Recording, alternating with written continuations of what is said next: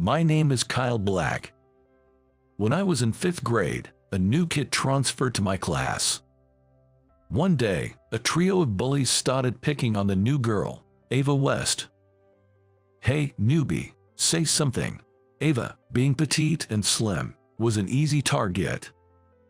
Taking advantage of her quiet nature, they'd tease her daily, always managing to fluster her. Having watched this day in, day out, I finally mustered the courage and said, "Enough is enough. What's your deal, trying to be a hero?" Tom, the leader of the trio, quickly shifted his attention to me. "Yeah, what's Monkey Face here trying to prove? Monkey should just stick to making monkey sounds." The other two joined in, echoing Tom's taunts. "What's it to you if I look like a monkey? Haven't your fathers ever told you that men are supposed to protect their mothers and other girls? Ava just got here. We should be kind to her." Now that I am an adult, I would be a little embarrassed by this line, but at the time I thought it was the norm. Predictably, the three bullies didn't just stop. They teased me, too. But their words never bothered me, because I deeply admired my father. My father was a big, strong man, but in front of me, he would stroke my head while squinting his eyes as if they were about to melt away. He worked in construction. As a kid, I often visited his work sites with my mom, bringing him lunch. I've seen him lifting heavy things with such ease multiple times. I idolized my strong yet gentle father and often said, "I want to be a strong man like Dad," to which he'd reply, "Being strong isn't just about muscles, it's about protecting those weaker than you." His words came naturally to me in my confrontation with the bullies. Of course, they didn't stop, continuing to taunt Ava. I couldn't stand seeing Ava, always on the brink of tears, so I started accompanying her to and from school.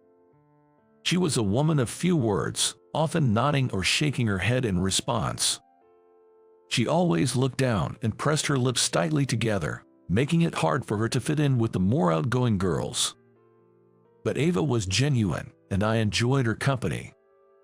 We became closer over that year and the next, but in middle school, we went to different schools. Ava moved to the neighboring state due to her father's job.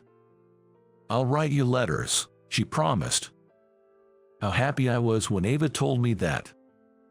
And true to her word, we exchanged letters. Looking back, it was quite a youthful period. Exchanging letters with a girl during the height of adolescence. To be honest, Ava was the only girl I was ever close to. One day, 13 years after graduation, I received a notice for a reunion under the title, "Let's have a reunion now that we are about twice our age since graduation." The quirky theme made me chuckle, and I decided to attend. At the venue, I was thrilled to see familiar faces. As I chatted with old friends, I noticed a group in flashy suits. Looking a little further away, I see a group of people wearing fancy suits. It was the trio of bullies. The most eye-catching of them was Tom. As I laughed at his flirtatious appearance, Tom hasn't changed either. Feeling nostalgic inside, I locked eyes with Tom. "Hey, you're Kyle, right? You haven't changed a bit." Tom, with his buddies, approached me, laughing. I can easily tell it's Kyle, with his red face and monkey. The way he is in a groove hasn't changed since elementary school. The banner went on with them reminiscing about my monkey face. While it was a fun reunion with the trio, it seems I made a mistake in making eye contact at that moment. That trio seemed to be bragging to everyone about which universities they had attended. Now, I wasn't embarrassed or anything. I just thought that amidst their discussions of which university was better or worse, I'd definitely be the odd one out. "So, Kyle, which university did you go to?" I had tried to stay out of it, but I knew this question was coming. I honestly replied that I started working right after high school. "What? There are guys these days who don't go to college?" Tom exclaimed in surprise and announced to everyone, "This guy didn't go to college." I'd like to believe he was just being his old playful self. I heard some chuckles. From what I gathered, most of the group had attended college. Tom himself had graduated from a fairly well-known university. Man, with that face and no college degree, life must be tough. Tom joked. Hey, my face has nothing to do with it, I quickly retorted. But Tom continued, looking somewhat concerned. Without a degree, you probably can't find a good job, and your pay must be low. I replied honestly, it's not like that, really. Though it might have come off as defensive. Some folks expressed sympathy, others teased. I wasn't struggling by any means. Anyway, I just said thank you to end the conversation. As the reunion ended, we headed outside. Hey everyone, how about some karaoke for the after party? Tom enthusiastically called out. A few wanted to head home, and the ladies decided to have their own after party. In the end, only the guys were left. Tom is disappointed that the girls didn't stay, but then he says he will take them to a nearby bar that Tom frequents. As I check my watch, deciding whether to join or not, Tom encouraged, "Come on, Kyle, join us." I thought, why not? It's not often I get to catch up with these guys. With a note that I might head home early, I followed the group to the bar. Tom's favorite bar had an international vibe, with waitress and customers from various countries. As we walked in, everyone was in awe, exclaiming, "Wow, this place is cool." After Tom conversed with the waitress, he was led to a large table in the back of the bar. Tom had pre-booked a large table in the back. Everyone was excited to see a bar that they had never been to before. The rumor that Tom had a thing for foreign women. That is why he often comes to this bar. "This is Michelle." Tom introduced the waitress who came to our table. "Oh my, Tom, how many girls do you say mine about?" Michelle's fluent retort made everyone laugh. The bar was lively, with music playing. We could chat with the waitress, mingle with other customers, or just enjoy ourselves as a group. Everyone seemed to be having a blast.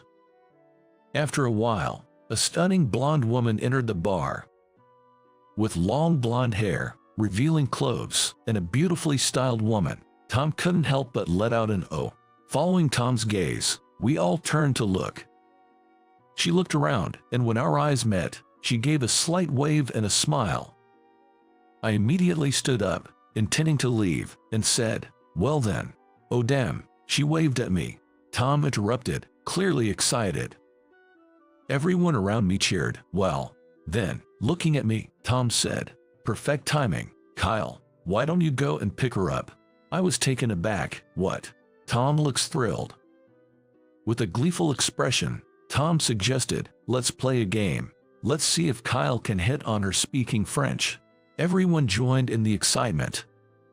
It all happened so fast, and I was completely caught off guard, but everyone seemed to be having fun, so I went along with it.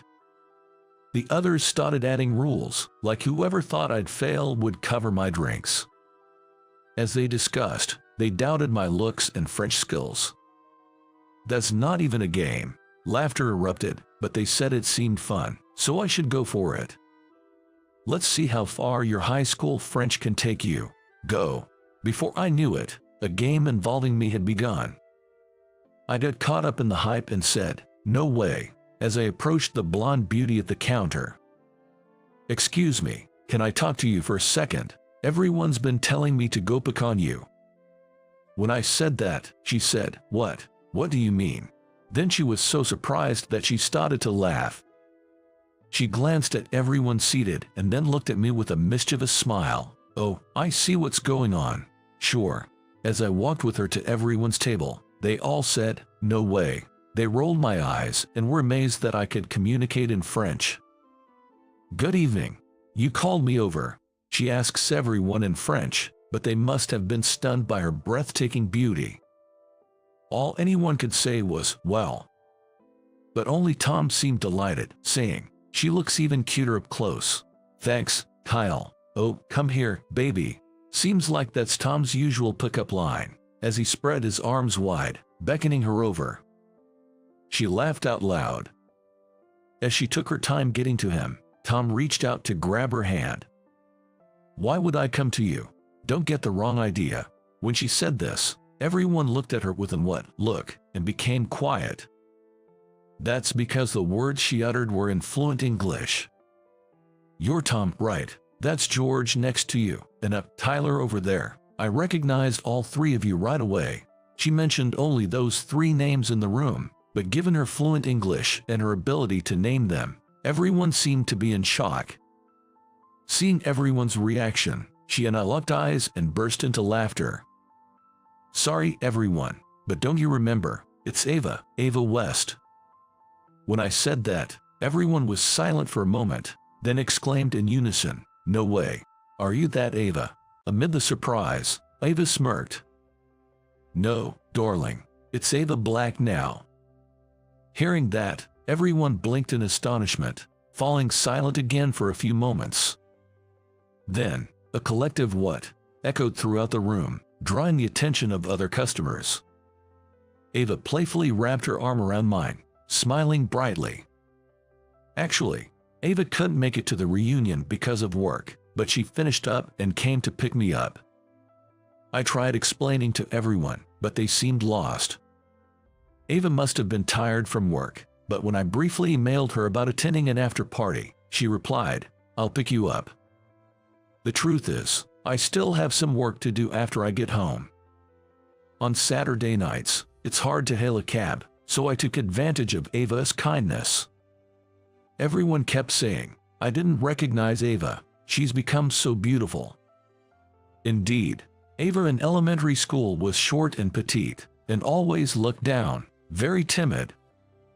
I was plain back then, but the trio hasn't changed much.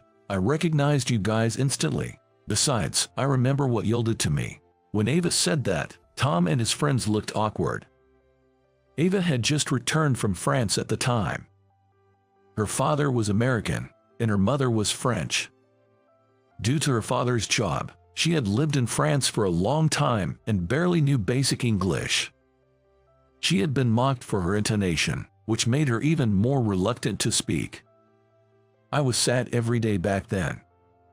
When Ava told the three of them this, they sincerely apologized, saying, "We're sorry. But thanks to you guys, I was so frustrated not knowing English that I studied a lot. Now, as you can see, I'm fluent. You apologized, so I forgive you." When Ava smiled and said that, Tom and everyone else broke into smiles too.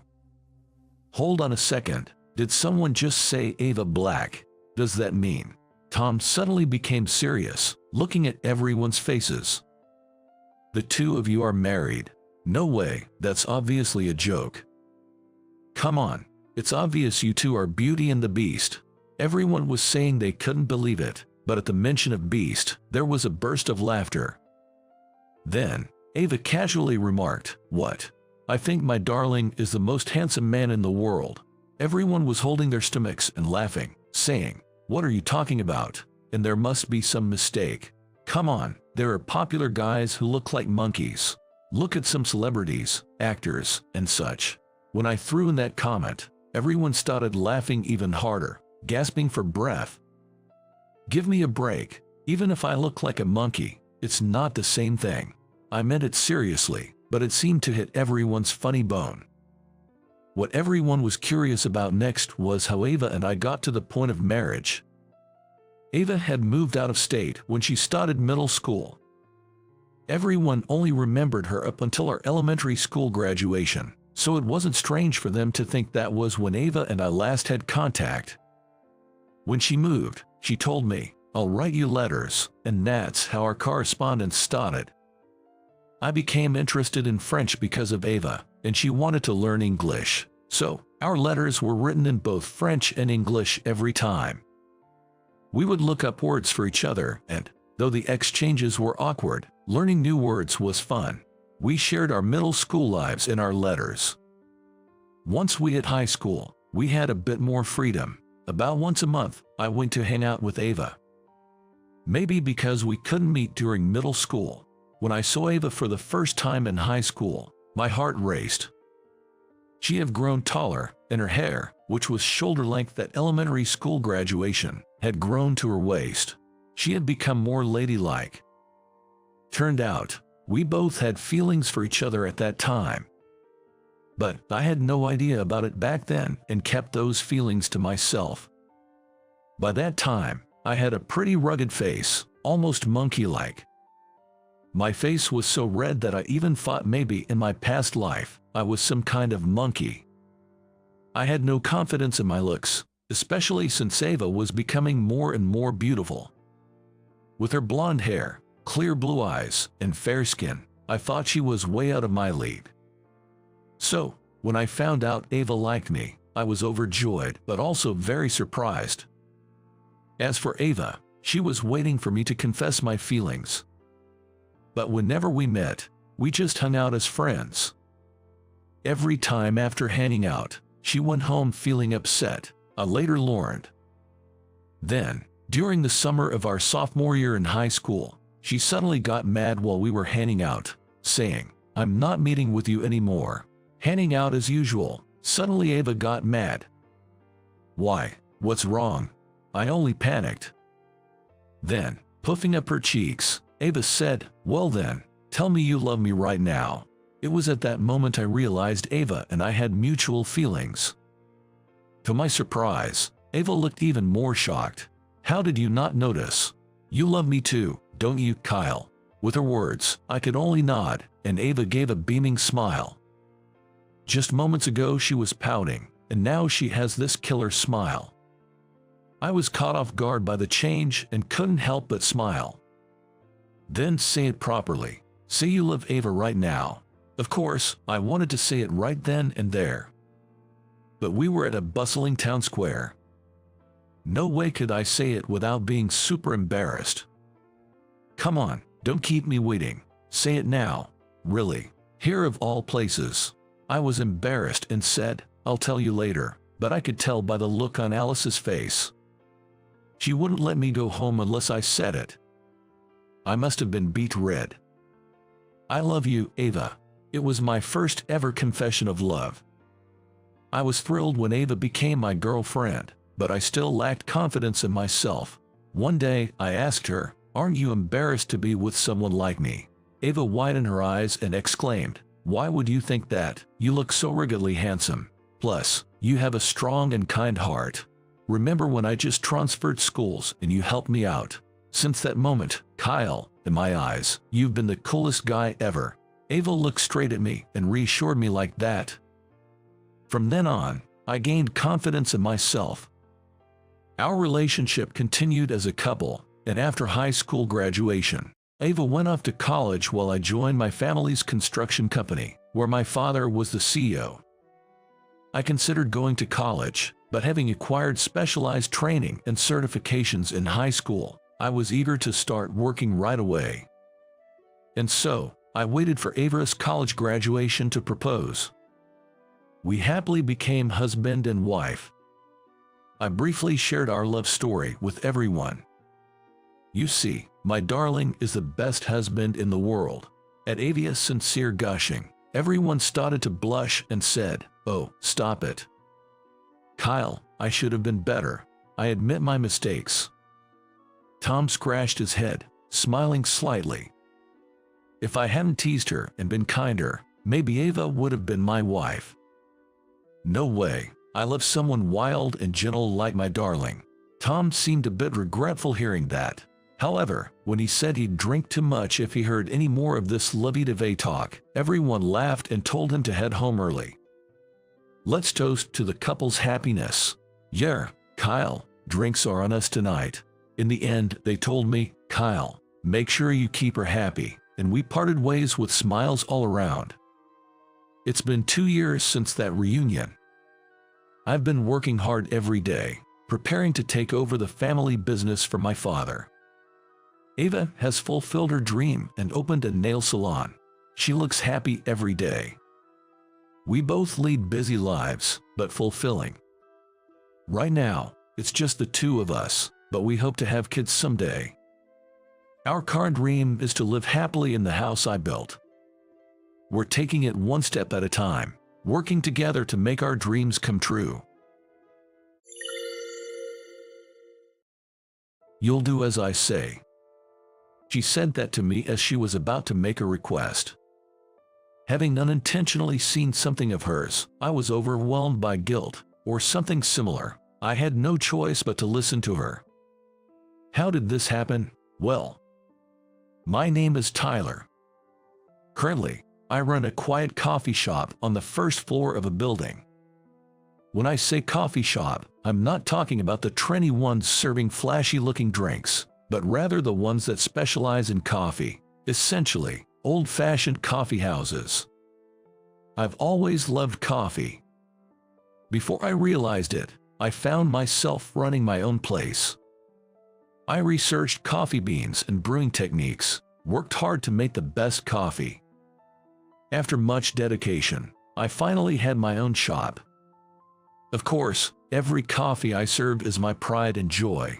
For those who aren't fans of bitter tastes, I also have a variety of items like café au laits, suitable for beginners. I've created light meals that go well with coffee. It's truly a place made for coffee lovers. Now, being a huge coffee enthusiast, I drink multiple cups a day, so much so that my doctor advised me to cut back. I have to stay healthy to keep the shop going, after all. It's crucial to manage stress and have some outlets, but dang, haha, the coffee here is as bad as ever, haha. That's how I'm battling stress right now. It's currently 9:30 in the morning. I set the shop's opening time at 10 a.m., so it's technically before opening, but there's a man at the counter, enjoying a sandwich and coffee while tossing out insults. His name is Kevin. He's an incredibly rude fellow, but I can't say anything against him. Why, you ask? Well, let me tell you. Kevin owns the building where my shop is located. If I upset him, there's a chance I might get kicked out. I've seen tenants being evicted before, and I've only had this shop for about a year. Moreover, this guy always comes before opening hours. I don't have to worry about weird rumors because of that, but it's still unpleasant. If you think it doesn't taste good, you don't have to come, Kevin. You must be a busy man. If I can get a free meal, why not? Even if it's bad to my gourmet taste, it's probably just right for the average Joe. Haha. In exchange for a discounted rent, I occasionally serve him breakfast. I eagerly accepted that deal, but if I could go back, I'd punch my past self. Sure, Kevin is an investor in real estate and other ventures. That means he has a refined palate, but it is not certain whether his sense of taste is truly superior. Anyway, being criticized like this doesn't feel good, but I have to endure for now. After finishing the sandwich and coffee I made, Kevin remarked, "Today's was a bit better, haha, keep it up," and left with some mysterious advice. He stayed for 20 minutes. He leaves right around opening time, so it doesn't interfere with my business. But man, it's exhausting. But that's not the customer's concern. I have to do my best for those who come to enjoy my coffee. A few hours later, around 2 p.m. when the rush started to calm down, the chime of the doorbell rang, signaling a new customer's entrance. "Welcome, just one of you." "Ah, yes, just me." The person who entered was a woman with glasses. Her round face complemented her short bob, and she wore a lacy skirt. She looked quite young. Moreover, she stared intently at me, making me tilt my head in confusion. I had shown her to a seat, but she didn't move. Maybe there's something on my face. "Excuse me, ma'am, is there something? Sorry for coming out of nowhere. Are you Tyler from North Elementary and Northridge Middle School?" She stared at me intensely as she said that. Hearing her words, my eyes widened, because she had correctly named the schools I went to. At the very least, this woman in front of me seemed to know me. I gave a small nod. "Yes, that's me, but..." "I knew it. It's me, Emily. Don't you remember?" "What, Emily?" The shop was empty at the moment, and I couldn't help but raise my voice. "Emily, Unforgettable. She's my childhood friend. I can't recall when we first met. We lived close by, attended the same preschool, and played a lot at the same park. Emily's parents ran a business, so she was like a little heiress, while I came from an average household. But such differences didn't matter in our childhood, and Emily and I shared countless adventures. From racing to hide and seek, to seeing who could make the biggest mud pie. We spent so much time together that even in elementary school, we were inseparable. In fact, Emily was so shy that she'd say she was scared to go to school if I wasn't with her. Her concerned parents even considered transferring her, but she was adamant. I don't want to be separated from Tyler. She was quite stubborn, to say the least. So, we went to and from school together, and I often hung out at her house. Our parents became close too, and whenever my folks were late from work, Emily's parents would let me stay over. Their house was so grand, it was every kid's dream. But our close bond broke in middle school. Why? Because I heard Emily got a boyfriend. She always had a youthful, round face which made her popular among the boys in middle school. So when I heard she got a boyfriend, honestly, I was jealous. I regretted not confessing my feelings to her sooner and realized for the first time that I had fallen for Emily. Moreover, I witnessed Emily entering the science prep room with an older boy from a year above. Curious, I sneaked a peek and saw Emily and him hugging each other. In an empty classroom, just the two of them sneaking around. Well, the nature of their relationship was pretty clear. In that moment, I realized that although I had feelings for Emily, it was too late. I distanced myself from her. Can't blame me, right? The senior she was with was good-looking, and I felt I couldn't be by Emily's side. At the very least, I didn't want to stand in the way of her happiness. And so, our connection was broken. Emily reached out a few times after starting high school, but I never felt like responding. Eventually, her messages stopped coming. But now, after all this time, why is Emily standing right in front of me? We hadn't met since becoming adults, so I didn't recognize her immediately. But now, even with makeup, she's unmistakably Emily. I'm so glad. You remember me. How could I forget? But why are you here? I saw your cafe in a magazine, so I just had to come. Come to think of it, my cafe had been featured in magazines a few times. Apparently, Emily saw one of those and decided to drop by. Thanks for coming. Feel free to relax and stay a while. Tyler, do you have time later? Huh? There's something I really need to ask. I know it's presumptuous to suddenly show up like this, but you're the only one I can ask. Emily looked desperate and anxious. It seems there's a significant matter at hand. Seeing her distressed, I took a quick glance at the clock. Okay, I understand. My cafe closes at 6 p.m. Can you come by afterward? I'll treat you to a coffee, considering you've come all this way. Thank you. I felt bad leaving Emily in her current state, but I couldn't leave the shop during business hours.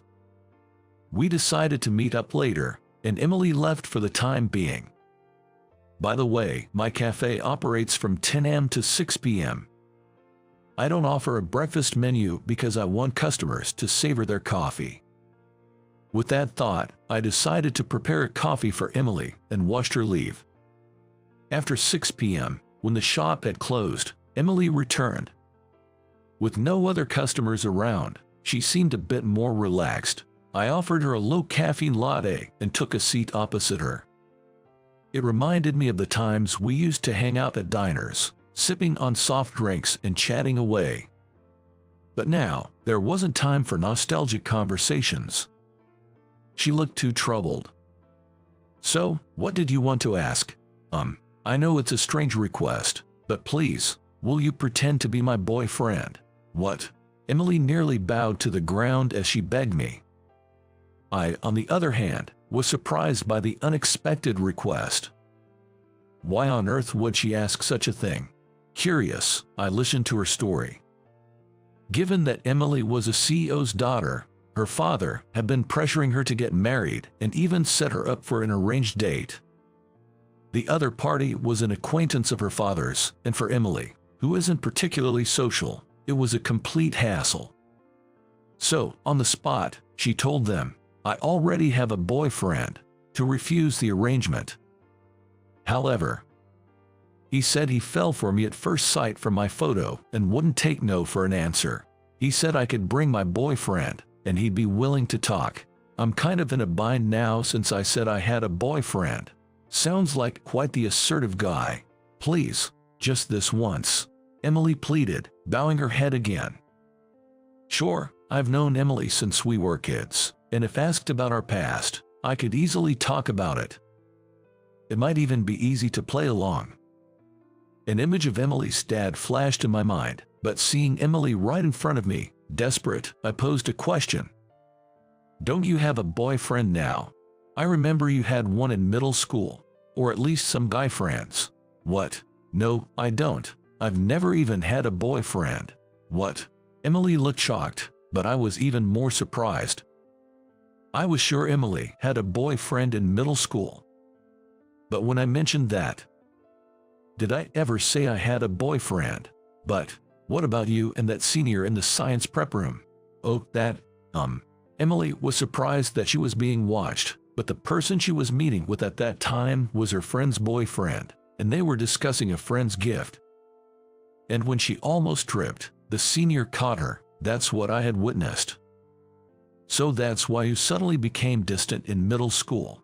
Well, I thought it would be problematic if there was a misunderstanding. Right. I had never heard directly from Emily about having a boyfriend.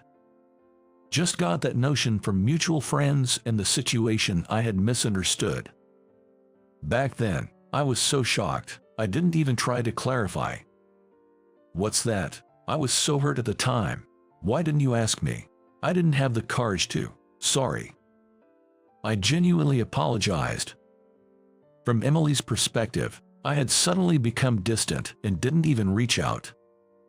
It's only natural for her to feel hurt. Pouting, Emily said, "If you feel guilty, then do as I say." With that, I agreed to her proposal.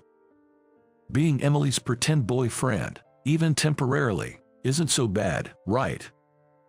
That's what I thought, but then, why is Tyler here? Kevin.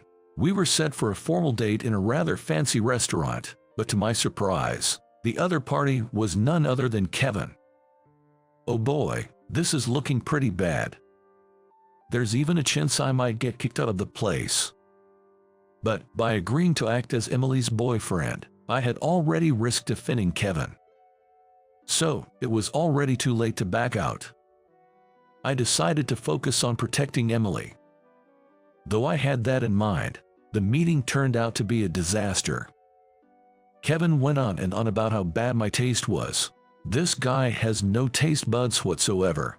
He always serves turbo coffee. He's barely scraping by thanks to some online reviews, but he's just a pool cafe owner kept afloat by a few loyal customers. He's not good enough for you, Emily. I don't know what he told you, but you shouldn't be with this loser.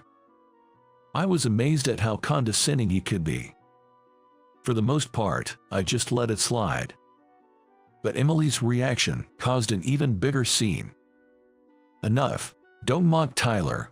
You probably don't know much about coffee, do you? I'm a bit of a coffee enthusiast, making it from fresh beans every day. His coffee might sell okay, but it's not that great. He doesn't even realize how bad it is. Just because I'm not a coffee expert doesn't mean I don't know Tyler's skill. Maybe it's you with no taste buds. Emily, calm down. Emily was fuming, while Kevin smirked confidently. There's no way I have poor taste, right? This is supposed to be a date, right? Not a fight. I was relieved I was there with Emily, but I also felt guilty for causing all this. However, Emily ended the argument with one sentence. You might have said Tyler's coffee is bad, but how could a barista who won first place in the World Coffee Championships make bad coffee? The room went silent. I was worried when she brought that up, but Kevin looked utterly stunned. Seeing this, Emily went on the offensive. Tyler's pretty well known in the industry. Even if you think you have a refined palate, calling Tyler's coffee bad doesn't make sense. Yes, personal preference plays a role, but your comments about Tyler lack any real basis. But then why doesn't he advertise that? There was nothing about that in his cafe. Kevin glared at me, to which I sighed and replied, if I flaunted that, it'd bias people's opinions of my coffee, so I was trying not to mention it. Seriously, I had reluctantly featured my cafe in a magazine. Everyone would naturally think that coffee made by a champion barista would be amazing. I just wanted people to enjoy my coffee without any preconceptions. Saying this, I pulled out a folded magazine clipping from my wallet and showed it to him.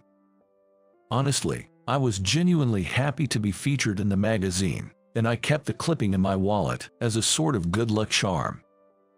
Seeing this and realizing that the story was true, Kevin began to wince and shake. Despite all his complaints, he still came to drink my coffee. He probably recognized its quality. His ego probably couldn't handle praising coffee he thought was made by a regular Joe like me. That's why he'd been belittling me so much. But I knew that there were plenty of people who truly appreciated my work, so I could brush off Kevin's ranting. In the end, Kevin stormed off saying, "You'll regret this," and the date was called off. We decided to head home. I'm sorry. Do you think you will get kicked out of the building? It's okay. Even if we do, they'll give us some time. If it comes to that, I'll just try my luck somewhere new. Saying this, I escorted Emily back to her family's home. While I was concerned about the cafe, I felt good about standing up for Emily. But now that this was over, would Emily and I drift apart again? The mere thought filled me with a deep sense of loneliness. It felt a lot like when I heard Emily had gotten a boyfriend. Did I want to be away from Emily again? No, definitely not, especially after rekindling our bond. This time, I want to be right by her side. Hey, Emily, what's up? I stopped walking, and she did too. Looking straight into her eyes, I declared, I've always loved you, Emily. I want to be your real boyfriend. Though my heart was racing, Emily, tears in her eyes, whispered, I've waited so long to hear that, and she embraced me. Despite my romantic confession, our surroundings shifted dramatically after that. First, after confessing, I immediately headed over to Emily's parents' home to greet them after a long time and to get down on one knee, saying we're officially dating now, so please don't bring up any arranged marriage talks. Her parents, especially her father, were pretty furious that the date had been disrupted. When the main culprit turned out to be me, he didn't seem to change his opinion. Well, he's a CEO after all. He probably wanted his daughter to marry someone of appropriate status or wealthy. However, Emily secretly recorded the whole encounter with Kevin during the matchmaking and played it back, saying, Dad, you really can't judge a person. Hearing Kevin's rude remarks, Emily's mother chimed in. If Emily has to marry someone like that, I'd rather she be with Tyler. With that, we gained an ally. In the end, her father gave in, and we were allowed to date. As for the cafe I was worried about, I didn't get kicked out. Actually, Kevin was no longer the owner. Emily's father, as a way to make amends, bought several buildings owned by Kevin. Turns out, Kevin had a habit of berating other tenants in the building, just like he did with me. He got sued by a bunch of them. The settlements put a significant dent in his finances. The real estate world has its interconnections, so Kevin's been feeling pretty cornered. Emily's father was furious, saying, he dare hurl those nasty words at my daughter. It seems he took various steps to set things right. After a few months, I stopped hearing about Kevin entirely. I'm not sure what's become of him. As for us, Emily started helping out at my cafe, so we're together almost all the time. Though we've only been dating a few months, it feels like we've known each other forever. We've even talked about getting married on our first anniversary. Why not marry right now? We want to enjoy our relationship a bit longer, that's all. For now, I just want to be la vie de vie with Emily. In a few years, though, we'd be married, blessed with children, and the cafe would be booming. But that's a story for another time.